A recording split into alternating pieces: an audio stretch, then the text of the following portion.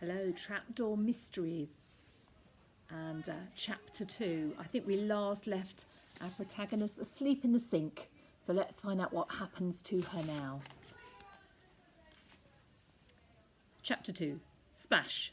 Tally jolted awake as cold water drenched her. Mrs. Sneed had turned on taps over Tally's sink again. Up, up, up, snapped the housekeeper. There you are, not doing anything useful. Not being useful was a grave offence in Mrs. Sneed's book, along with having ideas. Tally had been dreaming. In her dream, she was somewhere strange, somewhere dark and mysterious. There were thousands of books, and Ma was there too, sitting at a little desk, drawing a picture of Mr. Bear wearing an explorer's costume. I'm off on an adventure, he was growling, and then the water had shocked her awake. What's happened? What is it? Tally asked, shaking the water from her curls as she climbed out of the sink. It was still dark outside the scullery window. Dawn hadn't broken yet. There's been another burglary, said Mrs. Sneed, her eyes wide. Oh no! By the light of a lamp, Tally hastily pulled on her starched grey pinafore and cap. Where? Here! At the manor! Tally was shocked. Her mind went straight to the crash she'd heard last night. Yes, Lord Smollett's cabinet was broken into and his mother's diamond ring was stolen. Mrs. Sneed brought her face close to Tally's. Mr. Bude says no windows or doors have been forced, so it must be an inside job. Her eyes searched Tally's face. You wouldn't know anything about it, would you? No. Tally pulled on her holy grey socks. She tried not to think about how she'd pressed her nose up against Lord Smollett's glass cabinet only yesterday. She swallowed hard. Would her prince still be there? Mrs. Sneed finally looked away, cracking her neck from side to side. Creak, crack. Go and get some kindling from the forest, she said. I want all the fires lit right away. She glared at Tally. The Lord and Lady need warming up after the shock. Yes, Mrs. Sneed. Maybe Tally could look for clues while she was out. Then she'd be able to prove she had nothing to do with the theft. Mrs. Sneed folded her arms. Don't you dare enjoy yourself on the way, she warned. Mrs. Sneed, Tally said, it's cold and dark outside. I'm drenched in freezing cold water. I don't think I'll be enjoying myself at all. Mrs. Sneed's brow furrowed as she thought about that, and then finally, no singing, she said. Yes, Mrs. Sneed. Tally pulled on her shawl and headed for the kitchen door. Off she went, carrying her lamp through the scullery into the kitchen, along the servants' hall, out the side door, across the cloister, through the rose garden, past the beehives, and deep, deep into the dark forest. It's not so bad, Tally told herself as she blew on her fingers to warm them up. The sun will come up soon. She tried to distract herself from the cold by thinking about the burglary. Who could have forced their way into Mollett Manor? Was it the same people who'd stolen from the village shops? Tally frowned. She hated the thought of a burglar getting into the manor. Even though she disliked Mrs. Sneed and Mr. Bude, Tally loved the old house. Long ago, the manor used to be a monastery, and there was something truly special about it. It felt as though there was a deep magic hidden in its walls. Sometimes, in between her chores, Tally would stop, close her eyes, and picture the monks moving about in the cloisters in the olden days. Many of their ancient buildings were still standing. There was the malt house, where they used to make the ale, the infirmary, where the monks had been taken when they were ill, and the old stables, where the horses were kept. Their refectory, where they'd eaten their meals, was now the kitchen, but the apple orchard survived, and the beehives continued to be busy with bees making honey. Tally's favourite thing about the manor was its secret passages. The monks had made them hundreds of years ago, and each one was unlocked by solving a puzzle or a code. Some of the puzzles were really hard. The key to the passage from the drawing room to the red bedroom had taken her ages to figure out.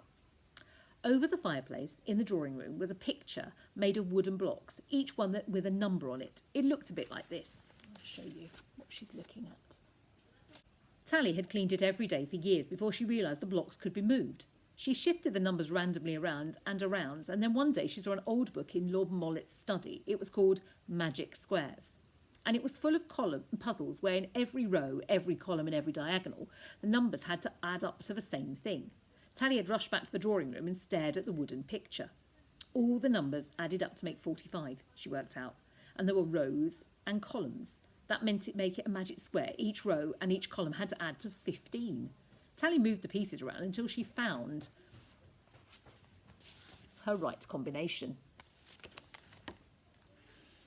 As she slotted in the last wooden piece, number 9, a secret door in the fireplace had clicked open and Tally had whooped for joy. Another code solved. Mrs. Sneed and Mr. Bood had no idea the hidden passages existed. Tally had never seen them use any of the shortcuts that led across the grounds, and she certainly wasn't going to give away the secret. The passages were very useful to hide in when she wanted a few moments' peace. Now, Tally frowned as she searched for more kindling. Surely the burglar couldn't have figured out about one of the secret tunnels. Squeak. Tally leapt. Something red and furry wriggled from a tree stump. Popping out a pile of leaves as soft moss was a baby squirrel. He stared up into her face almost as though he'd been expecting her. "Hello," said Tally softly. The squirrel blinked at her with wide black eyes. He was tiny and no bigger than Tally's hand. He rolled on his back on the forest floor with his 4 paws in the air and his red fur rippling as he shivered in the cold. Tally took her shawl from round her shoulders and tucked it over the squirrel. "Here," she said, "that'll warm you up," and she ignored the goosebumps that sprung up on her bare arms. The squirrel made a little chattering noise and buried himself in the wool. "Wait there," said Tally. "I'll find you something to eat." And she dashed to the blackberry bushes and pulled off a handful of juicy blackberries. "Eat up," she said, holding out a fat blackberry to him, and the squirrel cocked his head to the side as he was working out whether to trust Tally. Finally, he reached out a paw for the berry. It took ages to eat such an enormous meal for him, and while he ate, Tally kept chatting to him. "Have you lost your mum?" she said. "I lost mine too. Maybe they'll come back for us. What do you think, Squill?" The squirrel stared at her and took another nibble of his berry. That was as much of an answer as she was going to get. The sun was beginning to rise, and Tally could see the forest much more clearly now. She turned down her lamp and carried on looking for firewood. Her pile of wood was slowly growing. She jumped as a little paw added a twig. The squirrel was helping her. "Thank you, Squill," she said. And the creature darted about in the undergrowth, pulling up sticks, and then he leapt onto a low branch and hung upside down by his back feet. "That's very clever," said Tally. The squirrel gave an upside-down shrug as if to say, "Well, hey, it's nothing really." Tally smiled at him, at his fluffy ears and his soft bushy tail. He was her very first friend. She opened her mouth to say something else and then hesitated. "Can I really ask a squirrel?" "Yes." Do you want to come and live with me?" If she was very careful, and if the squirrel managed to stay quiet, maybe she'd be able to sneak in past Mrs. Sneed. It was a risk, but it was always so cold and lonely sleeping in that sink all on her own. The squirrel gave an upside-down stare, and then he swung upright on the tree branch and sat stroking his tail. Tally could tell he was thinking about it. She faltered, "Or maybe not. You don't have to." And suddenly Squill dived from the branch, landing softly on her shoulder, and Tally laughed with relief as she felt his little paws squeeze her. "Come on then," she said. "I'll show you where you're going to sleep." Oh, so Tally's made a friend.